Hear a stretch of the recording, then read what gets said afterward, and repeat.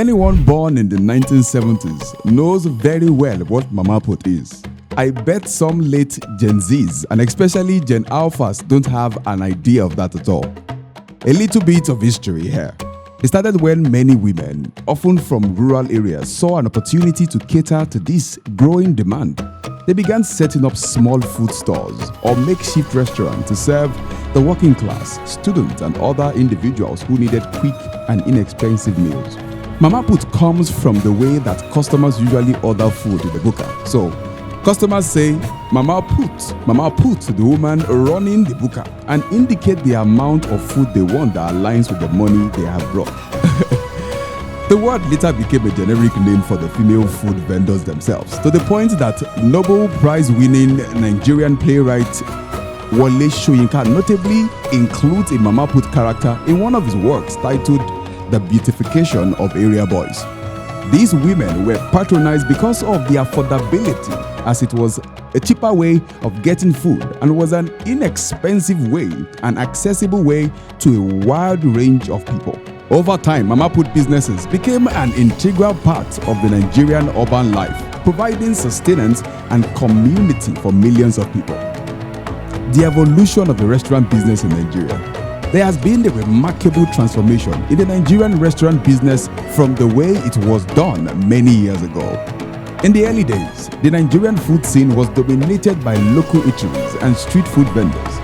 These establishments offered authentic Nigerian cuisines such as jollof rice, egusi soup, and amala at affordable prices as they catered primarily to the local population. Then came fast food restaurants, which is a type of establishment that primarily serves food that is prepared and served quickly.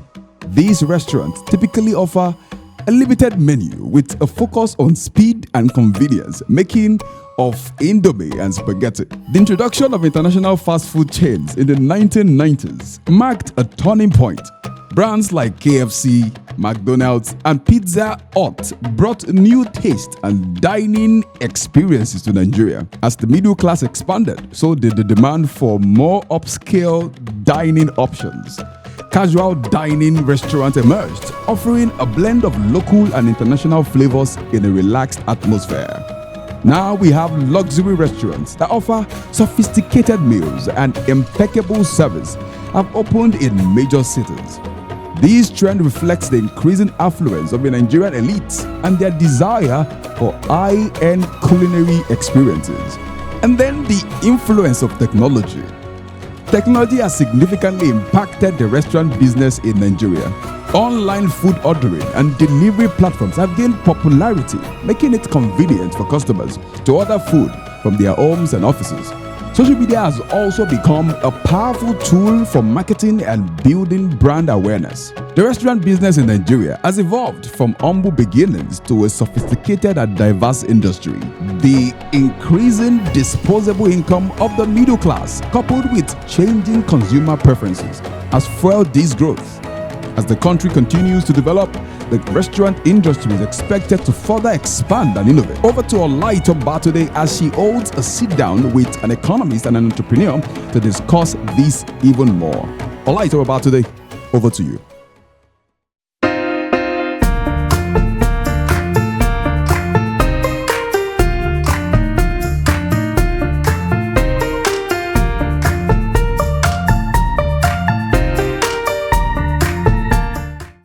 So welcome to the segment of Mama Put. My name is Olaitan Babatunde, and here with me I have a beautiful and proper Mama Put. Please, can you introduce yourself? Hi, I am Bimbo Ojo. Well, I wouldn't say I am Mama Put because Mama Put represents maybe a cook, but okay. No, I regard myself as a chef, not just a cook. Yeah, that's a beautiful one right here. So please, can you tell us the journey into the food industry? How did you start?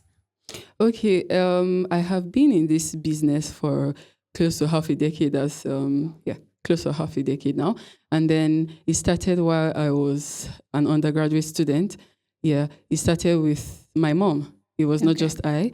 It was a partnership business. We started together in Bells University there, inside the university. So yeah, that was how it started. Although it was supposed to start in 2020, that was before the lockdown.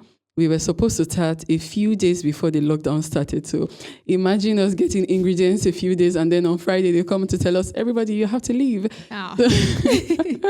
So yeah, that was it. Okay, yeah. Before we move on, can you briefly tell us about that COVID period? Because, like you said, now it must have affected the business.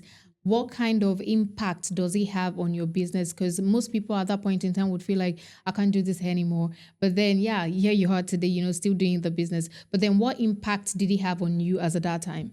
Okay, so I would say we were part of the lucky few. Okay. I mean, because we were supposed to start the business on Monday, then lockdown came on Friday. They instructed everybody to leave on Friday. So we already had foodstuff at hand. So I wouldn't say we panic bought rather, pardon me. Okay. So, because people, when they declared the lockdown, people started rushing to the market, started getting things at expensive rates. But we already bought some things before that period. So I would say we were part of the lucky few. So the food stuff we bought at that time now served us through that period. Although I wouldn't say it lasted throughout, but to an extent, it eased us. Okay, I think from your own perspective, it was more of a positive impact. thing. Yeah. So, okay, you know about Mama Put, right? Sure. Okay, so can you tell us what you understand by Mama Put, a proper Mama Put? You said earlier that you're not a Mama Put, you're a chef. So please, can you run us through what you understand Mama Put to be? Okay, traditionally, if you mention Mama Put to anybody, I mean, they should be able to relate to the long queues. You have to go there with your plate, holding your plate in your hands. Then you have to move to a particular. It's basically the setting. That's why they call it Mama Put. Mama Put for here, Mama Put here, Mama Put here. Nami be next, Nami did it. So you get. So it was just basically the setting where you have to queue. If you're lucky, you might not have to stay or wait in line for a very long period of time. But if you're not, you have to go as far as taking numbers. I'm behind you, then a whole lot of hassle, just the struggle just to get food. Yeah, so basically that's it. Yeah, I think from what you just said now, you're talking about the environment. But now, bringing in the new restaurant that we have here now, even the mode of serving food, the way they do things is now a little bit different. Can you tell us the evolution from the Mama Put to the proper restaurant we have nowadays? Like, can you tell us the difference between them and how has the evolution worked so far?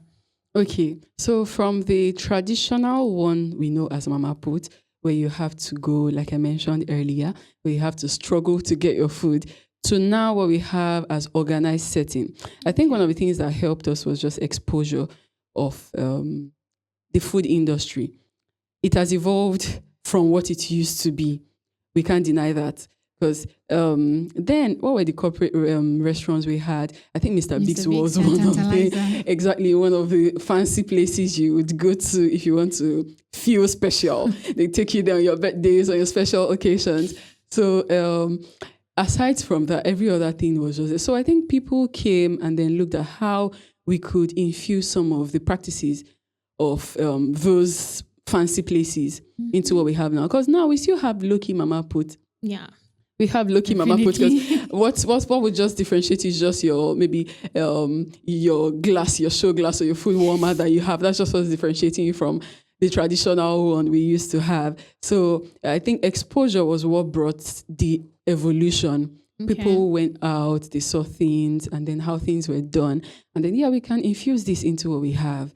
Then that was what slowly started bringing things. And then now we already have not just the traditional sit-in or walk-in restaurants, but we have restaurants serving as maybe e-commerces, where we have people just sitting in their houses. They can just, with one click, get food, maybe like Chowdeck or somewhere could just bring their food to them from any vendor. And that, I would say, has empowered a lot of food businesses. Because I don't need to get a physical space to say I run a restaurant. I could just be behind my keypad, then get a few images of things I've made, and then just put online, I sell this, I sell that, register with one of these platforms. Jumia Food was doing at that time before they packed up from, before they packed the product of Jumia Food, although Jumia is still here, but then it made it easy for people to register. I, as an individual, could come register as a food owner or restaurant owner. I could just call myself, maybe someone that makes food. Just register, and then people can place their orders wherever they are. Just get somebody to move the food from me to the customers or the guests that need the food. So it's really evolved with the advent of technology. Yes, technology has brought a lot of changes to the traditional food. I'm sure you also do the online, selling of food thing, right? Yeah. Okay, so can you tell us the advantage and the disadvantages you face while doing that too? That's an interesting one. Because food business is not just for the faint-hearted. It is not at all. Let me start with the important part. I mean, the good part. Let's start with the good part. So it's going to open you to give you an opportunity to the market out there. Somebody could be in Lagos. Here we are in Ogun State. We are here in Ota. And then I could send food to somebody in Lagos. That distance has already been shortened. Yeah. The barrier of distance has already been removed because we have the internet, we have our phones, we have our devices. Just place your order, tell them when it's going to get to them, get your rider to pick up the food and then get it to the person at the time you want it to get there. So that's the distance as a barrier has already been cut short. And then the wait time. Traditionally, you have to walk into a restaurant, you have to sit, have them to process your food, have them to bring it to you and all. So that has already been cut short because all you have to do is call some people. Please, I need my food here. I need to do this. I need to do that at the time. Then in no time, your food gets to you. So that wait time as well has already been cut. And then another thing is on the aspect of the business, giving you enough exposure you need. You can just put yourself with online marketing, ads generation. Yeah. Instagram has those features. Then Facebook as well has those features. They've helped a lot of small, medium businesses, to reach a larger target audience. Not just, because you could be in your environment here, they might not be your target audience really, but the people out there, just taking a picture, putting it out there has already pushed you into the world, and then a world of endless possibilities, I would say. Okay. Yeah, so please, can you tell us the disadvantages of running these online businesses? Because you can't tell me it's always a smooth ride. It's not a smooth ride. I would start with the logistics. You call your rider. I believe we've all seen, if not all, but we've seen cases where somebody would order food and then the rider has eaten a part of their food before it gets to them. Then another one is what I ordered versus what I got. Yeah. Exactly. So somebody posts online a very fine picture of food. You see the food, oh my goodness, I want this. Then you place the order, what you're getting is, what is this? Opposite of what you actually want. Yeah. So that is another issue. First, I mentioned logistics. The second was the issue of what I ordered versus what I got. Then the third one is customers ordering food. Because we have, as a business person, you meet a whole lot of customers. There are some customers that would push you to the wall. Some customers will order food. Ma'am, this is what you placed your order for. You asked for 1 chicken. Then the person you gave the food to will now tell you, but the chicken that was in the picture you sent to me, the leg of the chicken was up, the thigh was down, this was that, but this is not what you presented to me. Ma'am, that was a picture. That was a picture of something that has been done before. I would give an example because I work with students in Belgium University because I have a business there, a sit-down restaurant where you can get your food. So we deliver to students. We deal with students mostly or corporate people. So most times, one of the issues we face with students is, like I mentioned earlier, time of delivery. Someone might place their order for food at a particular time, but because of the traffic at the shop, we might not be able to meet up with that time at that particular period. Then the person will call, I called out for my food around this time. I have a class by this time. You haven't brought my food. You haven't done that. So that now brought a solution for us in the school. That was Degia. That's a logistics company that just deals with food delivery. So that was to the rescue. We had to give them. Then another issue we had with them was some of them would say, I wanted, because we have certain stew. If you want white rice, we give you certain stew. If you want the spicy one, that we call that ofada sauce, because we know some people prefer the ofada sauce with white rice instead of the regular stew for rice. So some people say they want the ofada sauce, but when they place their order, they'll be like, I ordered for ofada sauce, but yeah, you're giving me normal stew. I ordered for 2 beef, you're giving me this. Proper monitoring system wasn't done. So those were like major issues. And then we had some issues where some people place their orders, then you get to their destination or where they want to pick and they're not there. You call them, they're not answering their calls. You're just there. What can I do? You have to go back there to be able to pick up some other people's food, to pick up their orders. But because this person isn't answering their call, isn't picking up their food, you have to be there. Sometimes it is not when you leave, we got there, you were in there at this point. And we can't drop the food there because it is food. You can't just be careless with it. So we now have to, if you now have to go back, they now tell you, I got there and you're not there. But I was there a few minutes ago. No, you're not there. That leads to a whole lot of things. So I think let's look at the aspect of the meal serving. You know, you said the other time that there are times that people want to take white rice with ofada sauce, but not really that aspect now, but we're still talking about meal serving. There's sometimes that you go on Instagram, on TikTok, and you see the way they serve this food.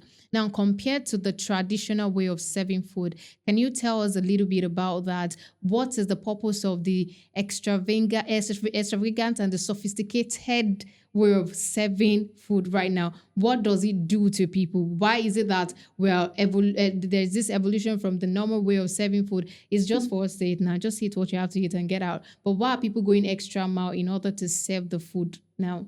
Okay, first of all, I would like to say you actually eat with your eyes first before you actually dig in. You eat with your eyes. The presentation of the food matters a lot. The food might be very nice, very delicious. I mean, nothing you've ever tasted.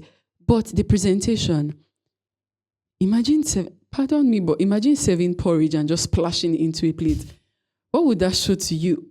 Traditionally, if you go to Mama Put, because of the crowd, because of the people they are rushing to meet up the target of the people. They just serve the food anyhow, and then you have to take it because, it's food. I just need to get my food and get out of here. I mean, I've been in traffic traffic there. Okay. I've been there for a long time. I just need to get out of here. But that isn't the case now. Presentation, I commend that with the food industry now. We've gone beyond what it used to be, just presenting food. Now it is intentional. It's an intentional step. You present your food in a manner that is very appealing. Well, even if your food is not so nice, but the way you present the food with, oh my goodness, someone buys the food, they get the food, take a picture of it, post it on, oh my goodness, this is nothing like I've ever seen. Somebody sees it, they bought it from here, let me quickly, even if you've not tasted the food. Yeah. But because you posted that food, this is looking nice, I like what it looks like, aesthetics, because we are big on aesthetics now. Aesthetics is giving this, is giving that. So I would say it has really helped. Presentation of food, perfect. Looking now, I mean, people are now intentional about the way they showcase their food, the mannerism at which they present their food, basically. Okay, so I also want to know, I would like to know, like, the environment, how does it affect the restaurant? Where the restaurant is situated, how does it affect, people coming there to buy food? How does it affect it? Like you said, the normal Mama Put is not so sophisticated a place. You can just, put up something and start selling food. But when it comes to this restaurant now, they look all nice and, the glitz, the glamour. When you enter, you feel happy. So how do you think this has affected the Mama Put and the restaurant business? In your own perspective, how does it affect it? Okay, for speaking as a business owner now, not just speaking as, maybe food business owner, but speaking as a business owner, the way you package your product is the way they would accept it for you. If you want people to treat your business anyhow, you present it anyhow, you package it anyhow. Before now, you can just walk into, you just see maybe a kiosk where you can just walk in, get your food and just go. But now you look at fully tiled environment, AC, blowing you left and right, serving even more than a restaurant, but now serving as a workspace for some people. Some people just walk in and then you just sit, order something and then start working on their phones or their laptops and everything. So I would say the environment matters a lot because personally, if I walk into a place and I'm seeing, let's say, cockroaches flying about, you can't expect me to stay there because number one, food safety matters. Your environment before what you even have to give. Your environment will determine the kind of food you're serving. The food might be delicious, but if it's not in a very clean environment, despite having nice food, that would not even bring a whole lot of customers. I mean, customer retention. I might walk into the restaurant for the first time and I see a lot of things I have not just I have to buy because I'm already inside. But if I have such an encounter, you won't expect me to come back there again if it's not what I expected. Environment matters in any food business. Yeah. All right. Thank you very much. Now, looking at what the ingredients used to make food. Now, we both agree that in the past, I'm not sure there is Maggi. I'm talking about our ancestors, our forefathers. I'm not sure there was Maggi and all of that, but then they still eat delicious meals at that time. Now, talking about the ingredient that are used for preparing food now, what do you think? What was the main essence of this ingredients now? Okay, I would say yes. Things have evolved from what it used to be in the times of our forefathers, where there was no bouillon cubes or seasoning cubes where they cook with. And then I would say now, the fact that I would say our forefathers knew what they were doing. That's why they were living over 100 years compared to now.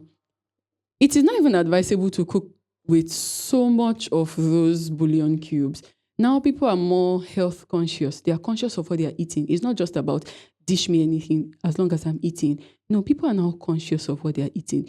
You can't just serve me food and then it's overly seasoned, overly spiced.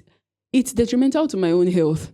MSGs, a whole lot of them in most of the things we're consuming now. So now people are now health aware because they are conscious of what they are consuming inside them. And then, so that's making them revisit what used to be. Now, if you want to cook food for some people, let's take, for instance, ogiri. Yeah. As conk as the smell might be, please pour my ogiri inside my afan soup or pour my ogiri inside my very delicious soup. I want it in it. Don't give me any seed, maybe ogiri flavor. Don't give me that. I want the actual, because it was healthy. They ate it and they were very good. Yeah. Locust beans. Who would have thought that was healthy? There are studies that have shown that locust beans is good for the eyes. I mean, several other health benefits of those things. And then we now saw, I don't want to mention any brand name, but seasoning made from sugarcane, some brands like that at a point people saw. Fine, they probably went out and then saw that, okay, they were good, they were a way of making food and all, but they weren't so healthy. So now people are now aware that some practices then that we adopted at some point shouldn't continue because they were harmful to our health. I mean, your kidney, your liver, they could do a whole lot of things. And it's inside your body. It's not something you can see. So whether it's rotting or something, you wouldn't tell until you break down. So people are now conscious of what they consume. So I feel people are now infusing what used to be into what we have now. So bringing us to what we have as Afrofusion. Locally made food, locally sourced ingredients are now being made in ways to appease the eyes. You could bring, I saw a video of somebody that made ewa going, making it look like burger. Wow. But it was ewa going. So you can imagine having your bread, having to toast it, having the beans inside. Very, very, something looking very nice. Palm oil has been seen to be very healthy as well compared to seed oils we have out there. So you can't tell me that food is not healthy. Aside from, bread that some people might have some restrictions to, but if controlled, if the intake is controlled, fine, you're good, you're on the right path. So I feel maybe it was just follow that just made us go into adopting some food ingredients at that point. Yeah. But now people are now conscious Okay. of what we are eating, not just anything. I think we can both agree that the former way of cooking, the way our forefathers ingredient make use of is more effective than the one we make use of right now. I think the flavors we use now is just to make the food, the aroma and everything just to be top notch. But then it's not of good to the health. And people are more conscious of their heads right now. Yeah. And then that time, the reason you might say, okay, some of them might affect you is, I think the issue with them then was portion control. Now we are conscious of what we are doing. We know what we are doing. We know the science behind the food we're eating. We understand why we are doing this, why we are doing that. That time, they were eating some things that weren't controlled. Portion control was nothing then. They were just cooking with anything. Yeah. But now you understand that, okay, I need this amount of fat in my food. I need this amount. In a day, this is the amount of protein I need to consume. Well, protein is very good, so you can consume as much as you want to.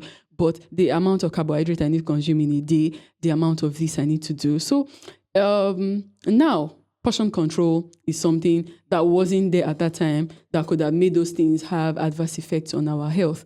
But now people are aware of what's happening. They know they know better. Let me just put it that way. Yeah. All right. Thank you for that. And, I really want to know, lastly, what are the challenges you faced in this business now? Okay, I said earlier that in the online business, you can't tell me that it's always a smooth ride. There's the bumpy ride. It's always a bumpy ride. So please, can you tell us the challenges you've been through in this line of business? At some point, I'm sure you would have said, I don't think I can do this anymore. But yeah, you still push it. So please, can you tell us some of those challenges you faced in this business? Okay, with the current situation of the country, everybody, the rich is also crying at this point. Not to talk of we small businesses trying to just make our living out of what we have. So it hasn't been an easy ride, I can tell you that. Prices of food, a few months back, yam that used to be, 800 naira. Yam was one of the cheapest food you could get if it was in season. Just boil yam, feed your children with yam and maybe stew or yam and oil, palm oil and put salt, you're good to go. But now, a few months back, a tuber of yam was going for as high as 5K. And now it should be like close to 8K already. In some parts, I heard a few days ago that in some parts of Lagos, they were getting a tuber for 10,000 naira. And that's just outrageous. Gari that used to be food for the poor then, Gari is... Please don't touch my gari. I was having a conversation with somebody yesterday and the person was like, they bought a bag of gari, a packaged bag of gari for 10K. And then he had some visitors come over. Then they finished, it was just remaining very small in like 2 days. I'm like, how did you consume? And he was like, please don't touch my gari. Just eat something else, but don't touch my gari. So I'm like, gari then, if you mention gari, even if as a student, then if you're going to school and then you tell people, I'm going gari, why are you going gari? So... Not anymore. So now there's nothing like food for the poor because everybody's just trying to survive. So I would say the prices of things in the market has really affected a lot of businesses. And then a whole lot of businesses were forced to shut down considering what has been happening in the economy because they couldn't just keep up. They couldn't keep up. And then, but thank God for a few of financial institutions that have put up with credit facilities for them to keep going. They could get business loans and all to just keep running their businesses just so it doesn't just collapse because not so many people are relentless. Not so many people can just keep heading it. You must be stubborn. Running business in this country is not just for anybody. If you're weak, you just go. Yeah. All right. Thank you very much for joining us on Mama Put segment. We hope that you would always join us when we call to you. Thank you very much. It's my pleasure to be here. All right. Thank you very much. Bye.